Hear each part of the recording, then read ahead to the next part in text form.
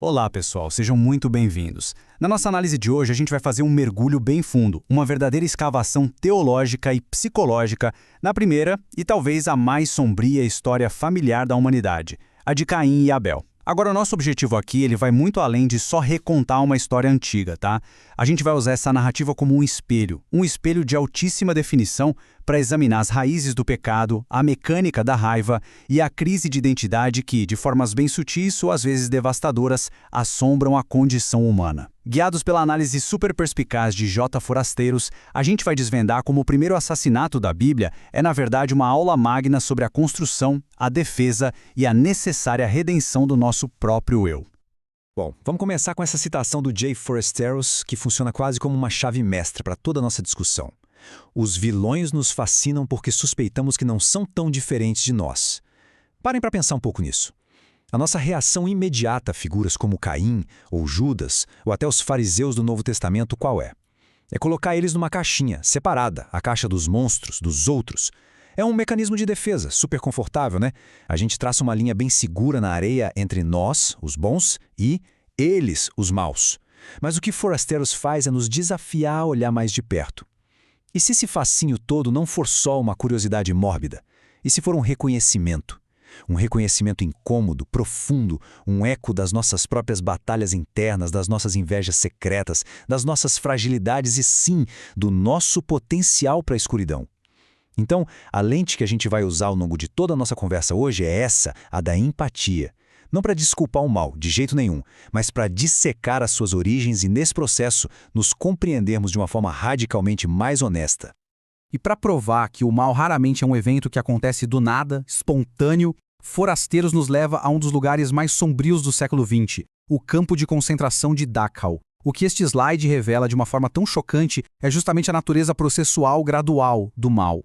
Olhem bem para essa linha do tempo. Em 1933, Dachau não foi inaugurado como uma fábrica da morte. Não, era uma prisão para dissidentes políticos. Um primeiro passo, sombrio, claro, mas ainda dentro de uma lógica que talvez fosse compreensível para a época.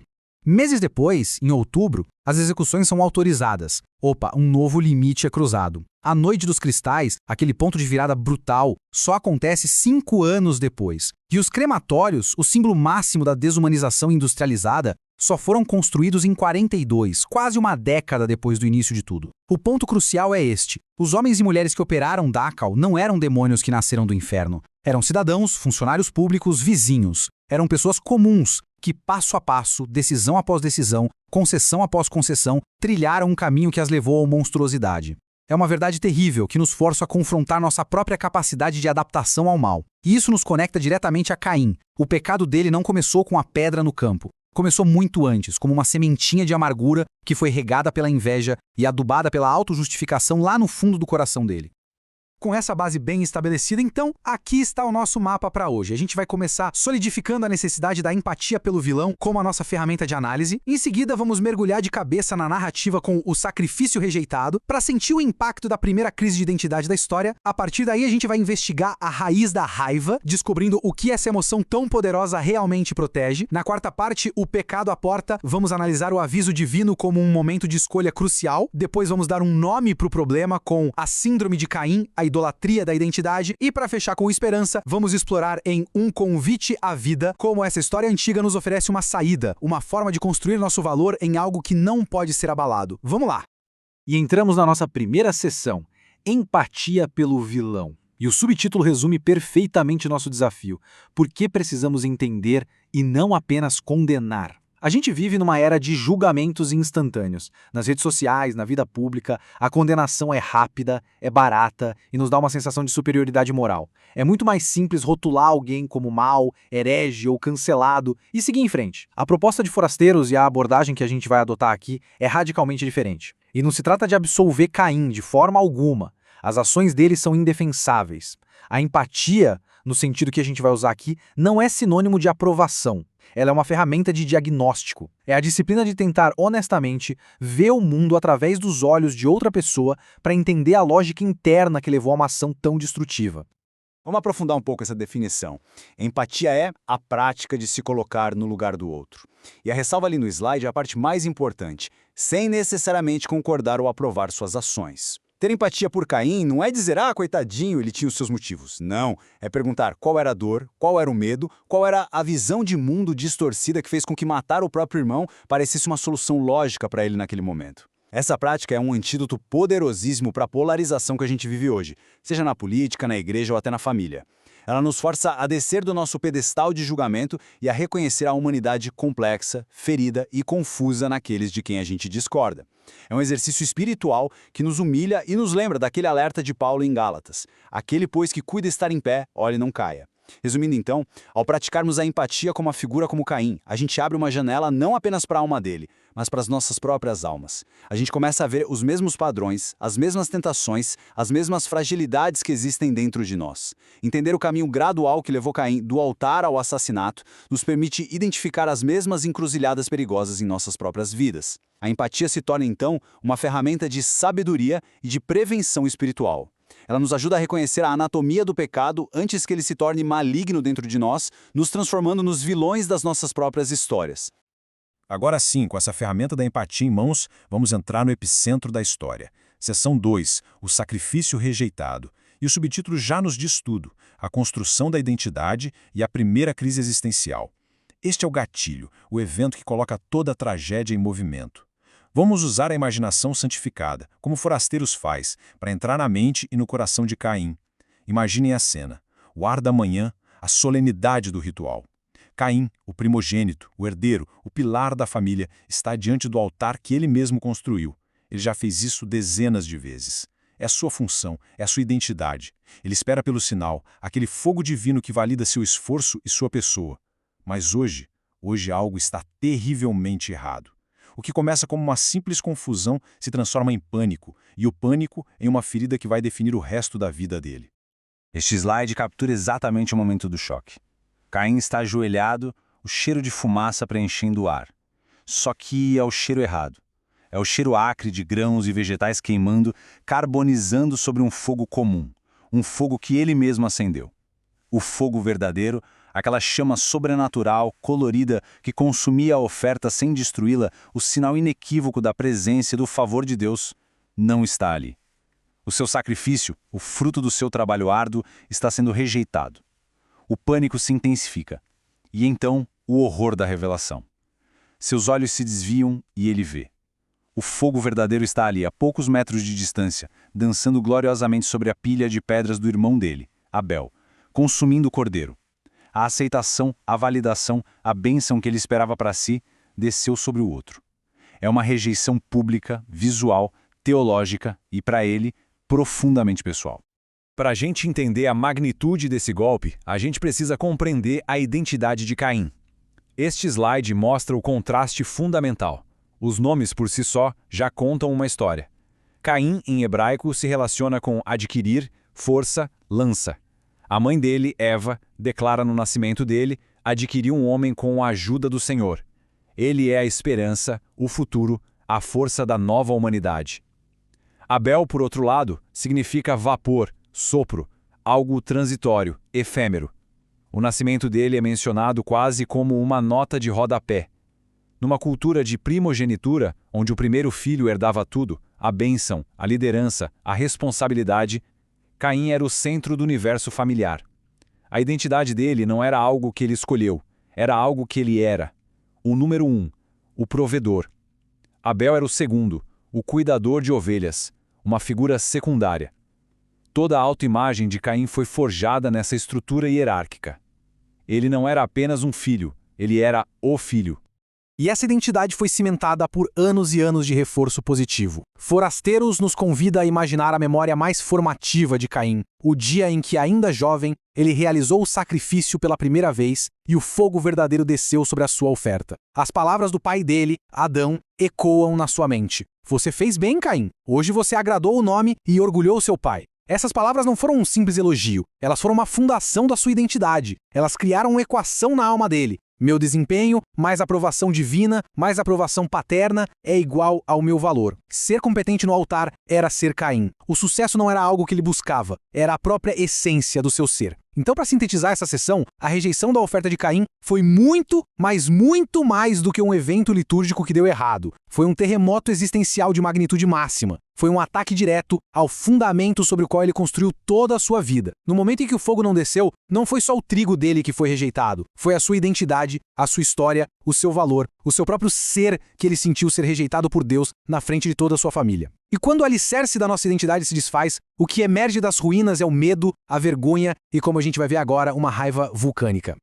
Avançamos agora para a reação emocional de Caim. Seção 3, a raiz da raiva. E o subtítulo nos dá a pista, da confusão à fúria, o que a raiva realmente protege. A confusão e a vergonha de Caim lá no altar não duram muito. Ao descer a colina, humilhado, ele busca consolo, mas encontra o que ele interpreta como julgamento. O ombro do seu pai, rígido. O olhar de pena da sua mãe, pena, a emoção que ele reservava para os fracos. A humilhação se transforma em ressentimento. A injustiça que ele percebe começa a ferver. E a emoção que surge para mascarar essa dor insuportável é a raiva. Uma fúria fria, cortante, que dá a ele uma falsa sensação de controle. E é exatamente nesse ponto, quando a raiva começa a tomar conta, que Deus intervém. E a forma como Deus intervém é extraordinária. Ele não chega com um trovão e um mandamento. Não se ire. Ele chega com uma pergunta. Este slide destaca essa pergunta que ecoa através dos séculos. Por que você está irado? Essa é uma das intervenções mais terapêuticas de toda a Escritura. Deus não condena a emoção de Caim. Ele o convida a fazer uma autoanálise. Ele o convida a olhar para dentro, a investigar a fonte, a causa raiz da sua fúria. É um convite ao diálogo, à introspecção. Deus está essencialmente dizendo a Caim, sua raiva é o alarme de incêndio. Vamos conversar sobre o fogo que acionou. O que realmente está acontecendo dentro de você? Na reimaginação de Forasteiros, Caim responde essa pergunta divina com uma explosão de autojustificação. A raiva dele é alimentada por um profundo senso de injustiça. Eu fiz tudo certo, eu segui as regras. E então a sua raiva se expande para culpar o irmão. Ele aponta para os campos que ele cultivou com o seu suor e sangue e grita: onde estava Abel quando eu arava este solo amaldiçoado? Onde estava Abel quando eu arrancava os espinhos e plantava aquele campo? Na mente dele, ele é o trabalhador dedicado, o filho responsável que cumpre o seu dever, enquanto Abel é o irmão despreocupado, que passeia com ovelhas. A preferência de Deus por Abel parece para Caim uma traição cósmica. Ele deu o seu melhor, o fruto do seu trabalho, e foi preterido em favor de um sacrifício que, na visão distorcida dele, não custou nada ao irmão. E aqui a gente chega à lição fundamental. A raiva de Caim, assim como a nossa, quase sempre é uma emoção secundária. Ela não é o problema original, ela é o guarda-costas do problema. A raiva surgiu como um mecanismo de defesa feroz para proteger algo muito mais profundo e vulnerável. O medo aterrorizante de Caim de perder sua identidade, de ser apagado, de não ser mais o número 1. O medo de perder o seu valor aos olhos de Deus e da sua família. A raiva era mais fácil de sentir do que a vergonha. A fúria era mais suportável do que o medo. Ela lhe dava uma ilusão de poder no momento em que ele se sentia completamente impotente. Agora na seção 4, o pecado à porta, a narrativa se aprofunda por uma análise teológica do momento decisivo. O subtítulo, o aviso divino e a escolha na encruzilhada, nos coloca exatamente no ponto de inflexão. Deus já sondou a raiva de Caim, convidando-o à introspecção. Agora, ele vai lhe dar um aviso explícito e uma imagem inesquecível do que está em jogo. Caim está numa bifurcação espiritual. A escolha que ele fizer aqui não vai apenas definir o seu destino, mas também o do seu irmão. Aqui está o versículo central, a famosa advertência de Gênesis 4:7. Vamos dissecar essa metáfora poderosa. Deus aqui personifica o pecado. Ele o descreve como um predador, uma fera agachada à porta da alma de Caim. A imagem é de uma tensão prestes a explodir. O pecado não é uma força passiva, ele deseja Caim. Ele tem uma intenção ativa de possuí-lo e consumi-lo. Mas, e esta é a parte mais crucial teologicamente, a frase não termina na ameaça. Deus conclui, mas você deve subjugá-lo. Aqui reside a dignidade e, ao mesmo tempo, a tragédia da liberdade humana. Mesmo com a raiva fervendo, mesmo com a identidade em frangalhos, mesmo com a fera do pecado pronta para atacar, Caim ainda tem a agência, a capacidade e a responsabilidade de dizer não. O controle ainda está nas mãos dele. A tragédia de Caim não é que ele sentiu raiva ou que o pecado o desejou. A tragédia é que ele se recusou a lutar contra a fera que a sua dor estava convidando para entrar. Como a gente já viu, a raiva é uma emoção secundária. Forasteiros usa a psicologia moderna para reforçar este ponto. Pensem na raiva como aquela luz de advertência do óleo no painel do carro. A luz não é o problema, ela é o sinal de que há um problema sério no motor. Ignorar a luz ou quebrar ela com um martelo não resolve o problema. Da mesma forma, a raiva sinaliza uma ameaça percebida ao nosso senso de identidade, aos nossos valores, ao nosso lugar no mundo. A pergunta de Deus, por que você está irado, é o convite do mecânico divino para abrir o capô e verificar o motor. Em vez de simplesmente suprimir a raiva, que seria como desligar a luz, ou explodir em fúria, que seria quebrar o painel, Deus nos convida a parar e diagnosticar o que está causando o alerta. A raiva, portanto, não é necessariamente um pecado, ela é um convite à sabedoria. O resumo desta sessão é, portanto, devastador. O momento mais trágico da história de Caim não é quando ele pega a pedra. É o momento anterior, quando ele se recusa a atender ao convite de Deus. Ele teve a oportunidade de usar a sua raiva como uma ferramenta de diagnóstico para sua identidade ferida. Deus lhe ofereceu a chance de tratar a causa raiz. Em vez disso, Caim focou no sintoma. Ele olhou para Abel e não viu seu irmão, ele viu apenas a fonte da sua dor. A ameaça viva à sua identidade de número 1. Ao se recusar a olhar para dentro, ele escolheu atacar fora. E essa escolha abriu a porta para que a fera do pecado entrasse e o devorasse.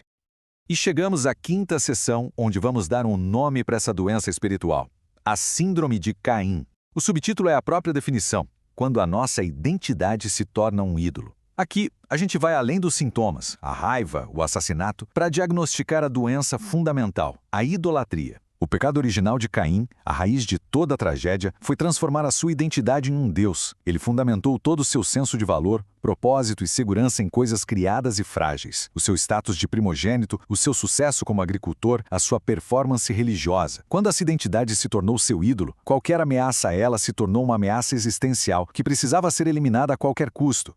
Este slide mapeia a lógica perversa do pecado de Caim. Vamos seguir os passos. Começa com uma identidade frágil, construída sobre pilares instáveis de status e sucesso. Em seguida vem a ameaça percebida. A bênção de Deus sobre Abel é vista não como uma graça para o irmão, mas como um ataque pessoal, um rebaixamento para o status de número 2. A terceira etapa é a reação de raiva, o cão de guarda que se levanta para defender o ídolo ameaçado. Quarto, a recusa ao convite divino. Caim ignora a chance de olhar para dentro e reavaliar o fundamento da sua vida. E, finalmente, o ato de pecado. Como ele não pode atacar a Deus, que é a fonte da ameaça, ele ataca o instrumento da ameaça, Abel. Ele elimina o irmão para restaurar à força o seu status de número 1 no pódio vazio que ele mesmo criou. É uma lógica terrível, mas perfeitamente compreensível quando a gente entende que ele estava defendendo o seu Deus.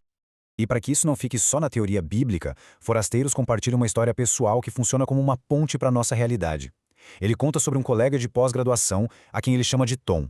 Forasteiros tinha encontrado seu nicho no ambiente acadêmico secular como o cristão sindólico. Essa era sua identidade, a sua marca, o que o tornava especial. Então, no segundo ano, Tom aparece, vindo de uma faculdade bíblica com uma história parecida, igualmente inteligente e articulado. Imediatamente, Forasteiros sentiu um ódio visceral por Tom. Por quê? Porque Tom era uma ameaça direta ao seu ídolo. Com Tom por perto, ele não era mais o número 1 nessa categoria.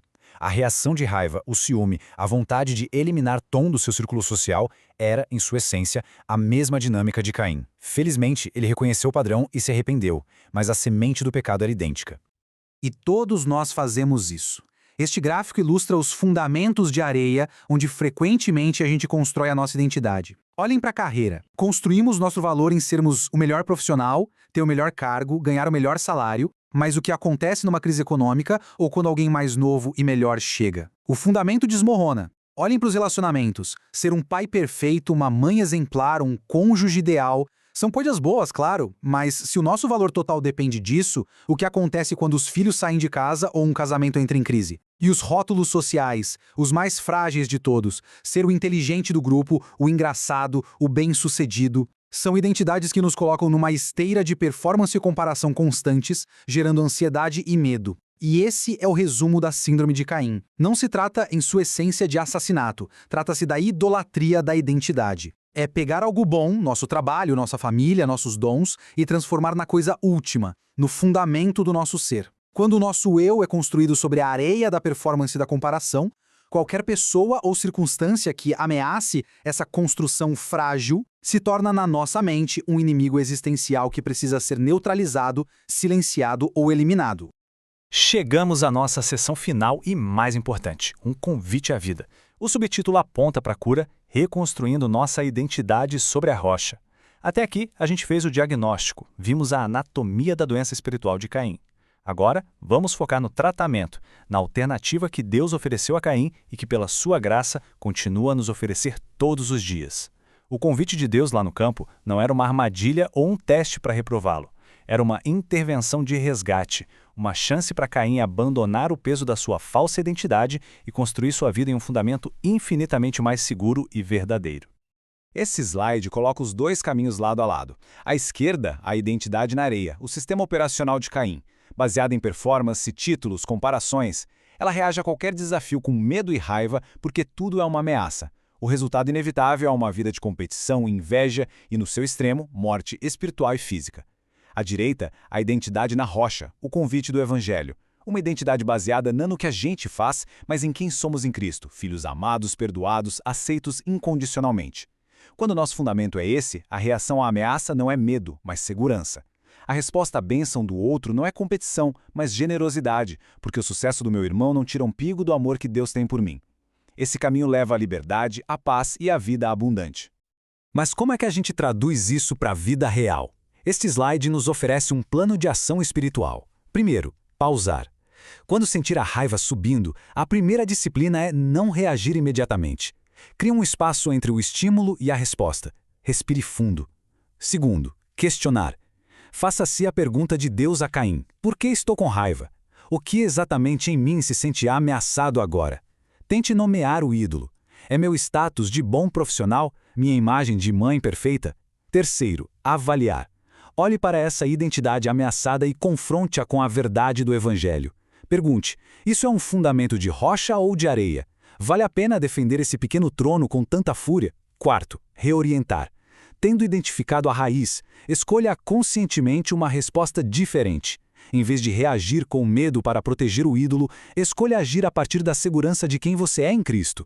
E quinto, o nível mais elevado da maturidade cristã: celebrar.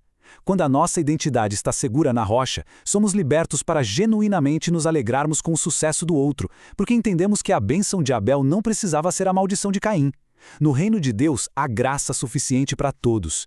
E para concluir esta sessão, a história de Caim é a tragédia de um convite recusado. Deus não estava punindo Caim com a rejeição da oferta. Ele estava podando um galho doentio, tentando libertá-lo de uma identidade que o estava matando. Ele ofereceu a Caim a chance de encontrar o seu valor não em ser o primeiro, mas em ser amado. Caim recusou. Mas aquele mesmo convite permanece aberto para cada um de nós, toda vez que a luz vermelha da raiva se acende no painel da nossa alma. Então vamos recapitular as conclusões principais da nossa análise de hoje. Primeiro, a empatia não serve para justificar o pecado, mas para nos ajudar a ver as mesmas sementes de Caim em nosso próprio solo. Segundo, a raiva é um mensageiro, ela aponta para a verdadeira doença, uma identidade construída sobre os fundamentos frágeis do desempenho e da comparação. Terceiro, o pecado central de Caim foi a idolatria de si mesmo, da sua posição de número 1, o que o levou a ver o irmão como uma ameaça existencial. E, finalmente, a notícia maravilhosa é que Deus está sempre nos convidando a sair desses terrenos arenosos e a construir a nossa vida sobre ele, a única rocha que jamais será abalada. E a gente termina com esta pergunta, não para ser respondida de forma rápida, mas para ser levada para a vida. Diante de tudo o que vimos na trágica história de Caim, a pergunta final é para cada um de nós. Onde estamos construindo a nossa casa? Quando as tempestades da vida vêm, quando somos desafiados, quando alguém parece tomar o nosso lugar, a nossa reação vem do pânico de quem está sobre a areia ou da segurança de quem está firme sobre a rocha? A história de Caim é um aviso solene, mas também um mapa que nos aponta um caminho melhor, que a gente possa aceitar o convite que ele recusou. Muito obrigado por nos acompanhar nessa análise.